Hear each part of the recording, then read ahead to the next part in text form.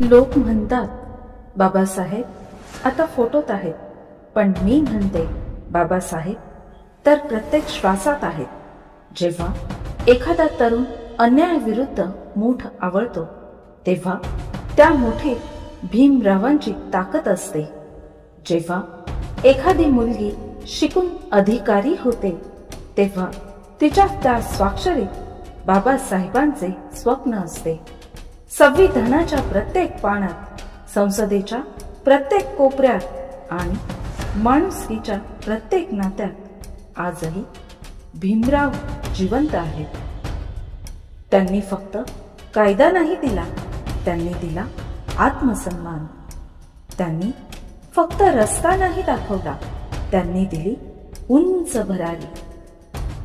आज आपण जय भीम म्हणतो तेव्हा तो केवळ शब्द नसतो, तर ती एक शपथ असते. समतेसाठी लढण्याची आणि माणसाला माणूस म्हणून जपण्याची. तुमची 1891 सालची तिथिंगी आज वनवा झाली आहे. बाबासाहेब, तुमच्या विचारांची ही मशाल आता कधीच विझणार नाही. जय भीम, जय संविधान.